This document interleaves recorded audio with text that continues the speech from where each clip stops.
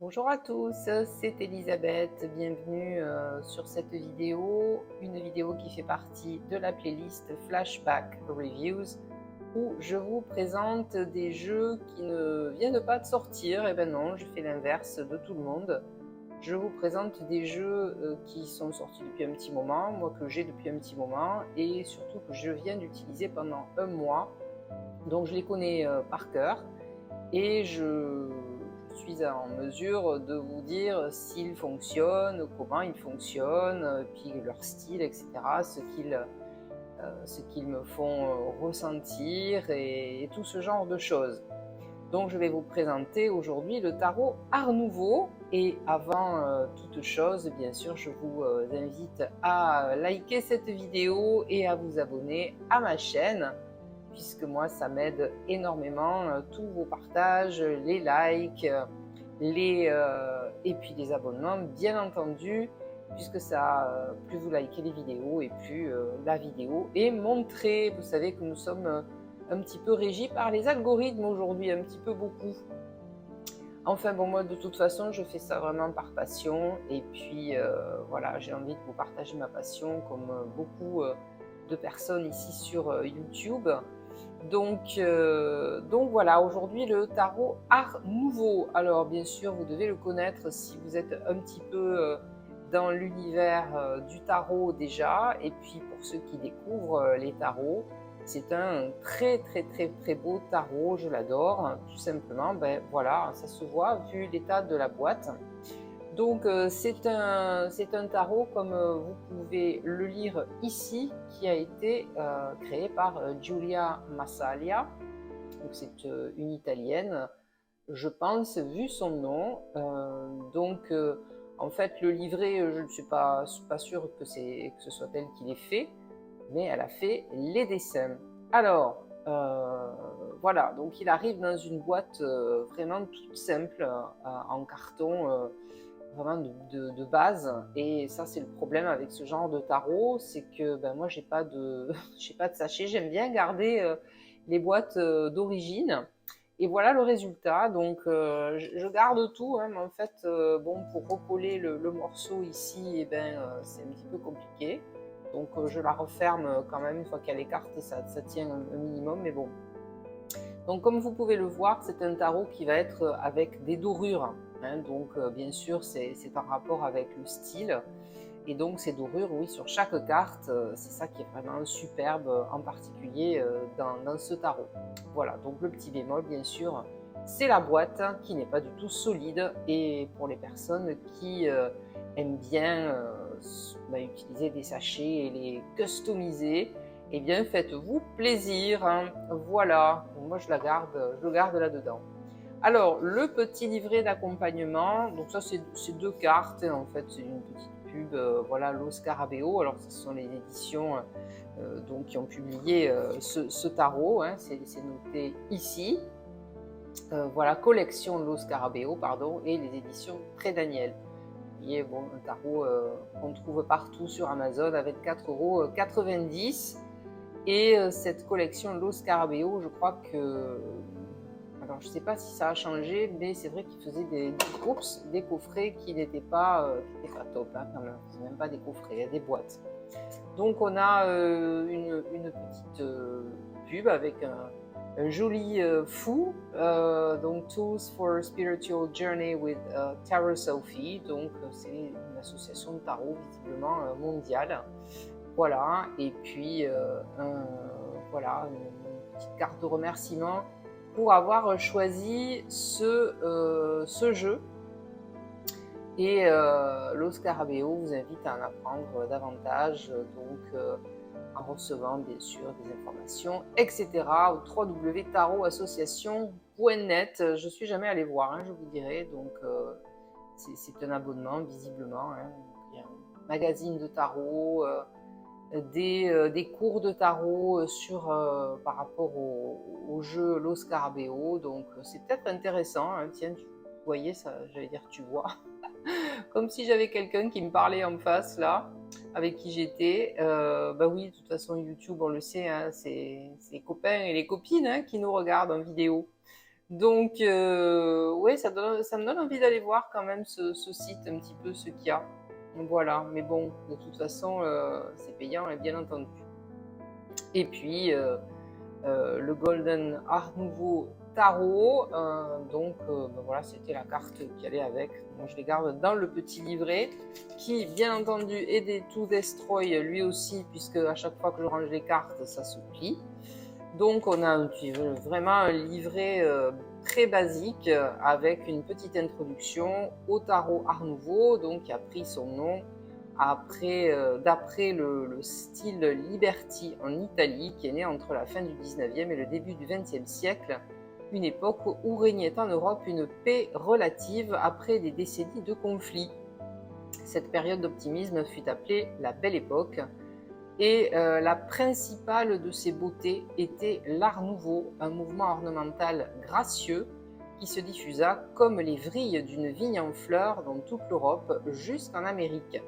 Alors en effet, vous pouvez le voir évidemment sur cette carte, c'est un style avec beaucoup de courbes, donc très douces, et beaucoup de circonvolutions. Et d'ailleurs, j'ai lu un petit peu des articles sur l'Art Nouveau, et c'est très rigolo.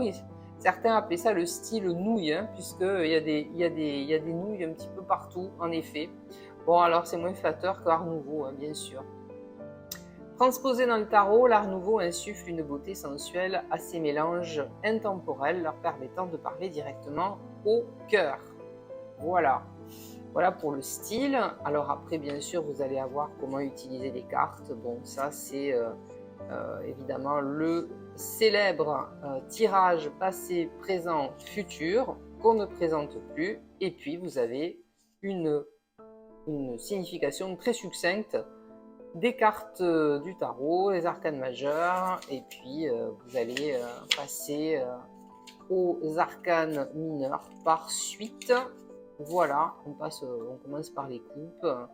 Les cartes de coupe représentent l'élément de l'eau, l'élément des émotions, des relations, de l'intuition, de l'amour, et tout ça pour chaque suite. Voilà les épées, et puis les notes personnelles. On ne va pas remplir grand chose là-dessus, mais je pense que c'est vraiment manière de, voilà, de faire un petit livret. Quand on voit les livrets qui sortent aujourd'hui, les livres qui sortent aujourd'hui qui accompagnent les tarots, oui, qui sont vraiment des livres, c'est énorme. Et bien, c'est minimaliste, mais bon, c'est bien aussi parfois de revenir à des choses de base. Donc, titre original Golden Art Nouveau Tarot, publié pour la première fois par Lo Scarabeo en 2019. Alors, effectivement, Julia Massalia pour les illustrations et Lunea Weatherstone pour le texte.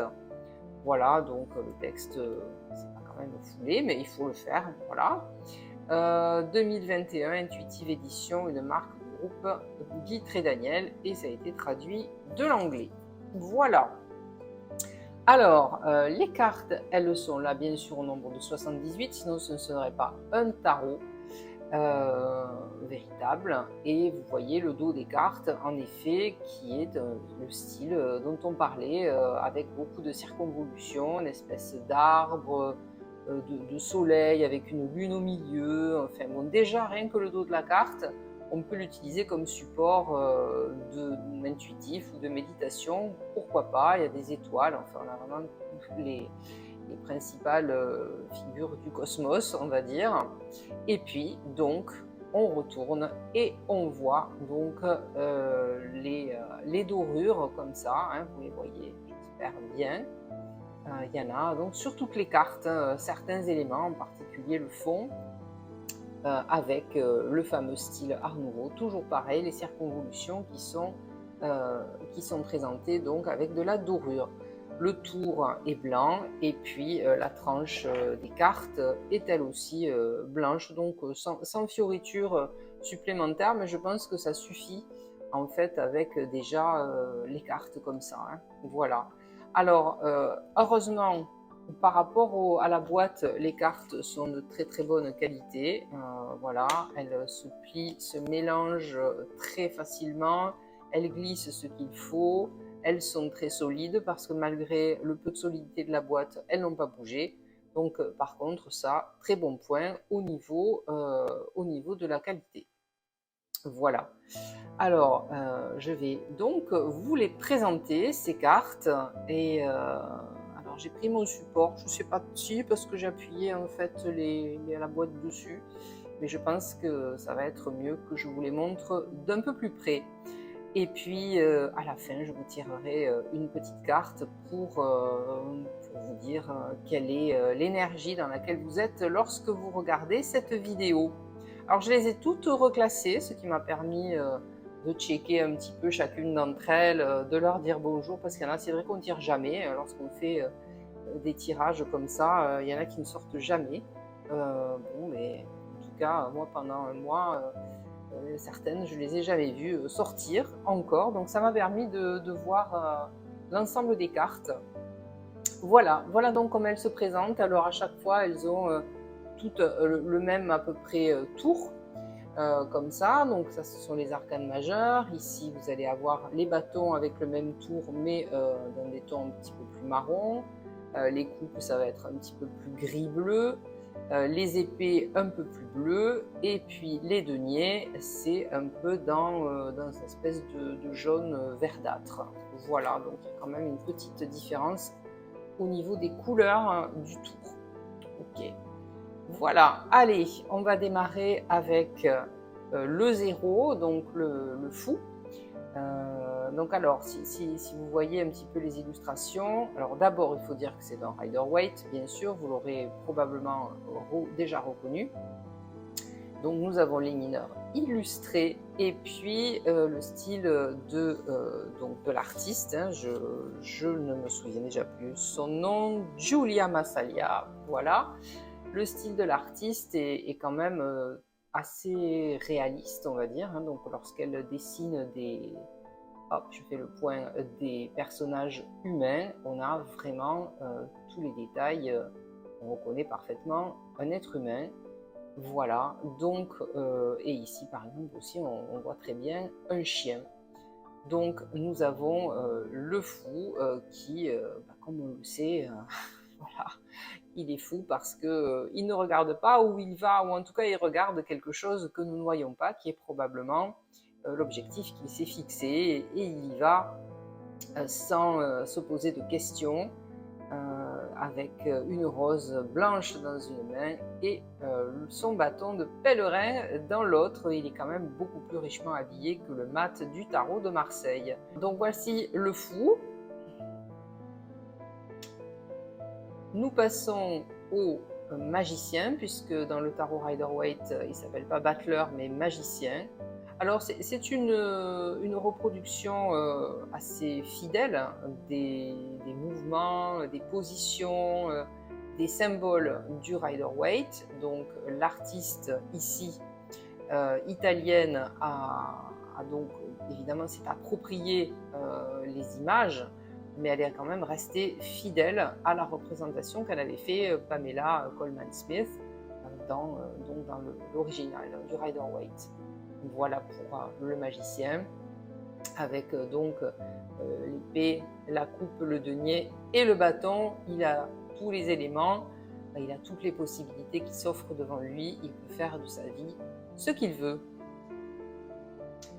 Nous avons la grande prêtresse. Alors on n'a pas le nom hein, on n'a pas le nom des arcanes. Alors, quand on connaît un peu le tarot, bien sûr, on les reconnaît. Et puis surtout, lorsqu'on sait à quel chiffre ils correspondent, on n'a pas besoin de leur nom. Donc ici, bien entendu, le numéro 2, la grande prêtresse ou la papesse dans le tarot de Marseille. Alors, je vais peut-être, si je les ai remis dans l'ordre, tant qu'à faire, voilà, faire comme ça, pour pas me les redéfaire.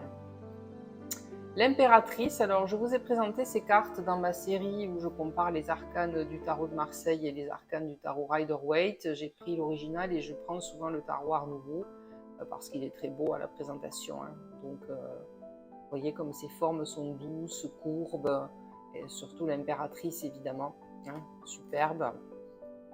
L'empereur,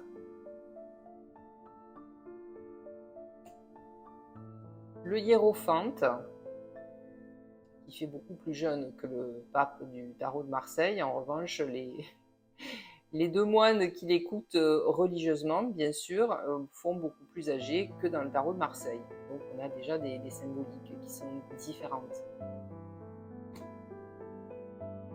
Les amoureux, le chariot,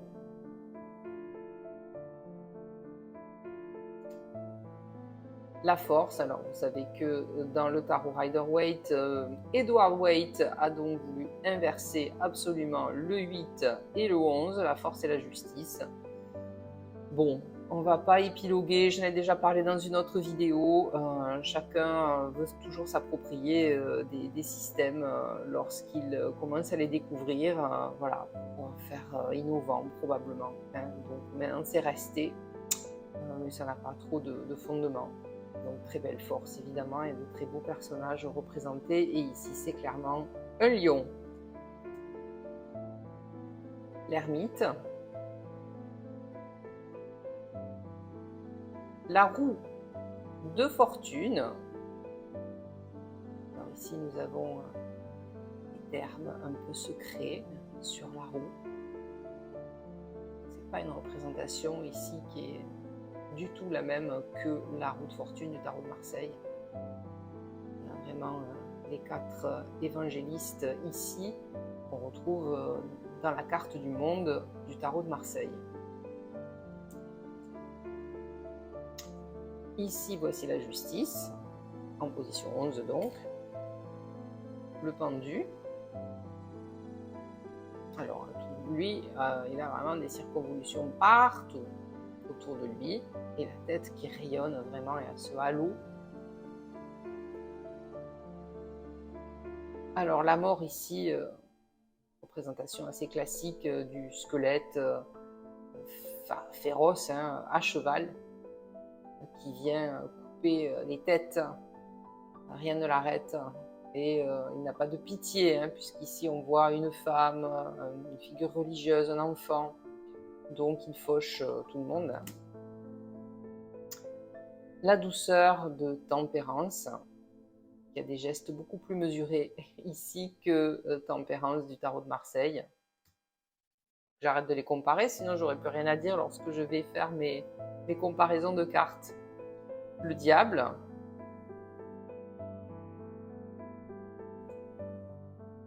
La tour, qui ne s'appelle pas la maison de Dieu dans le tarot Rider-Waite, mais donc la tour.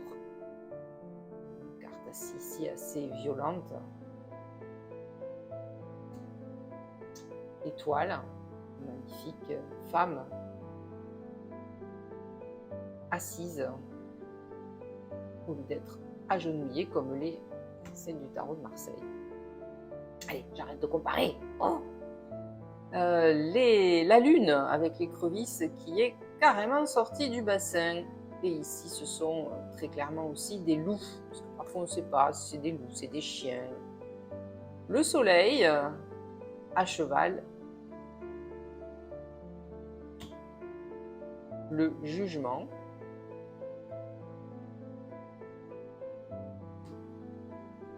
Et le monde, où l'on retrouve quand même la référence aux 4 évangélistes dans les 4 coins.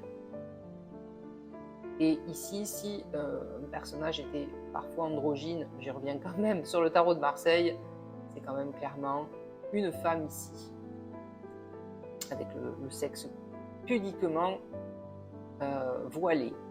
On passe à la suite des bâtons avec l'As. Ici, le 2.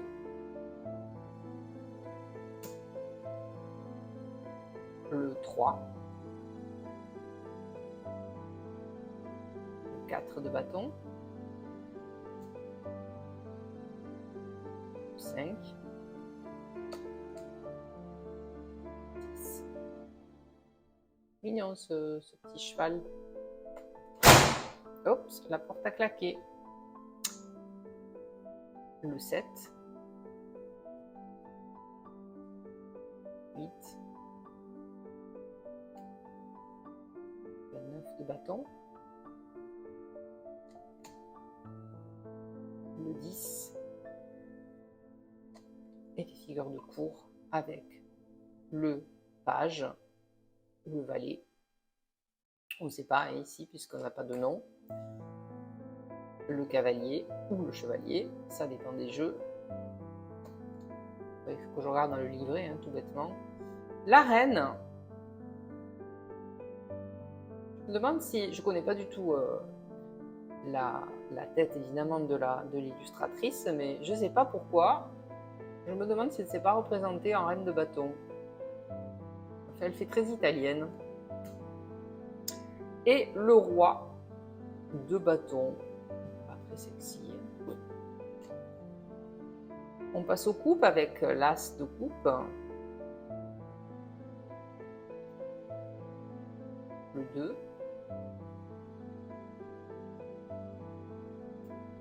Enfin, mes chevaux qui arrivent plein galop. Le 3.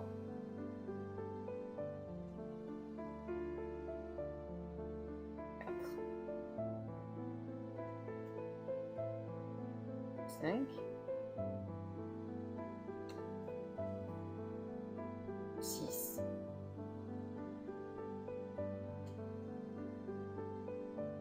7. Carte de l'illusion. 8 de coupe. Le 9. Et le 10. Le valet de coupe. Le chevalier. La reine. Et le roi de coupe. Pas très beau, c'est roi. On passe aux épées. L'as d'épée. Le 2. Le 3. 4 d'épée. 5. Le 6. 7 d'épée. Oh, celui-là, il a commis un méfait. Le 8. Le 9. Et le 10. Pas facile, hein, cette suite d'épées. Le valet. Le chevalier. À fond les ballons, comme mes chevaux qui viennent d'arriver là dans le pré. La reine. Et le roi. Et enfin la suite des deniers avec l'as. Le 2. 3. 4. C'est pas de lui prendre ses deniers à celui-ci. Le 5. 6. C'est vraiment hautain ce personnage habillé en rouge. Hein. Et voilà, je te donne parce que vraiment j'ai tellement un grand cœur. Hop, venez ici vous. Le 7. 8. Le 9. J'aime beaucoup cette carte aussi. Hein. Ici, elle est vraiment avec son gant de fauconnerie. Très très belle. Et le 10. Et enfin, le valet. Le chevalier. La reine. Et le roi. Voici pour les cartes de ce tarot Art Nouveau. Donc, je pense qu'il ne peut que plaire. Alors, peut-être certaines personnes, effectivement, qui aiment bien les choses assez brutes et minimalistes, il va être un petit peu trop décoré. Bon, voilà, au moins on n'a pas de surprise, hein, puisque son nom indique quel style on va trouver. Voilà, moi j'adore ce brillant, j'avoue, c'est trop joli. Donc, je vais vous tirer une carte qui sera valable le jour où vous allez regarder cette vidéo et qui vous indiquera peut-être, hein, qui vous parlera peut-être ou peut-être pas du tout. Donc, qui vous parlera de peut-être quelque chose que vous devez travailler ou l'énergie dans laquelle vous êtes. Et je vais prendre celle-ci. Alors, nous avons la reine d'épée. Et comme toutes les reines, donc les reines sont plutôt égocentrées, donc centrées sur leur monde intérieur, contrairement aux rois hein, qui vont être plus dans le relationnel. Alors déjà, bon, toutes les reines sont représentées seules, mais ça c'est toutes les figures de cour, parce que sinon elles se feraient concurrence, bien évidemment. Et ici, nous avons une reine qui, comme vous le voyez, a l'air assez fière. Et c'est une reine qui est donc très mentale, puisque les épées font référence à tout ce qui est mental, le mental, les idées, le langage. Donc c'est quelqu'un qui maîtrise ses idées, qui maîtrise ses pensées, qui maîtrise son langage et qui en est arrivée là parce qu'elle a vécu pas mal d'expériences dans sa vie. On dit souvent de la reine d'épée que elle peut représenter la femme divorcée, par exemple, ou la veuve également. Donc, elle est seule, elle a eu des difficultés. Vous voyez d'ailleurs comme cette reine est assise ici sur un trône qui a l'air d'être en pierre, bien solide. Elle a le dos bien protégé. Et protégée de quel côté? Du côté gauche. Donc, elle est protégée de son passé. En fait, elle s'est construit un petit peu une armure. Alors c'est un personnage qui va apparaître comme un peu froid, comme tous les personnages d'ailleurs de cette suite des épées, puisque comme je vous l'ai dit, elle est beaucoup dans sa tête, elle est très mentale. C'est pas quelqu'un qui va vous prendre dans ses bras pour vous consoler. Et donc c'est quelqu'un qui a décidé que aujourd'hui elle ne souffrirait plus parce qu'elle va contrôler son esprit.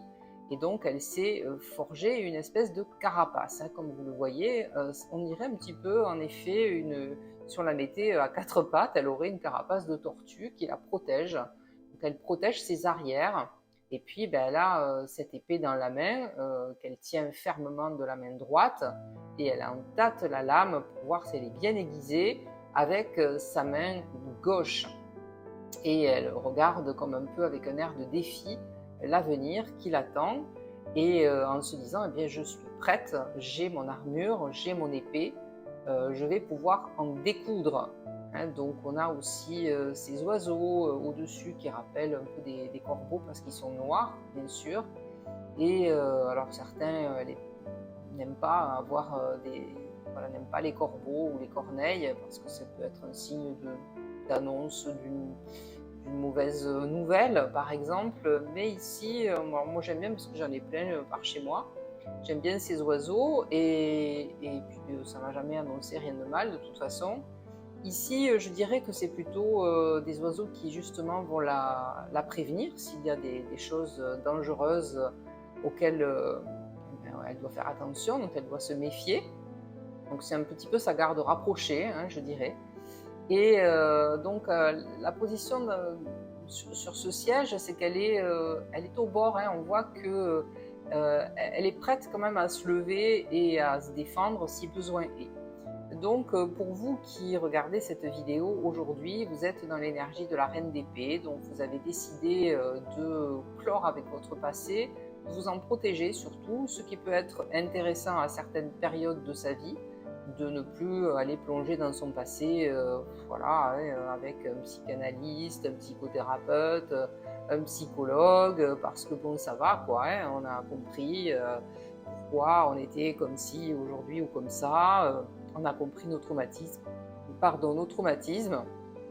et on a besoin aujourd'hui d'aller de l'avant, mais on va y aller quand même en faisant attention à nous et en restant protégé. Alors, comme je vous le disais, ça peut être une stratégie très efficace à un moment donné de sa vie, mais si vous gardez cette attitude tout du long, on va dire, si vous abordez toutes vos relations, toutes les situations avec méfiance et puis prête à vous défendre tout de suite, en particulier avec le langage, puisque la reine d'épée, je le redis, eh bien, elle contrôle son langage, les mots qu'elle utilise, elle peut être assez acerbe, elle peut être assez froide. Eh bien, vous risquez de vous retrouver très seul à un moment donné, hein, vous n'aurez plus personne autour de vous parce que vous allez faire fuir tout le monde. Donc, voyez les aspects positifs et négatifs de cette reine d'épée. Comme je vous l'ai dit, elle pense à elle, elle pense à sa protection et à un moment donné, peut-être, il faudra qu'elle fende l'armure si elle veut quand même avoir une vie en relation avec les autres qui soit enrichissante et qui soit épanouissante. Voilà les amis, je vais reposer la reine d'épée sur son support et puis j'espère que cette review vous a plu, le tarot Art Nouveau donc, et puis je vous donne rendez-vous sur une prochaine vidéo. Bye bye.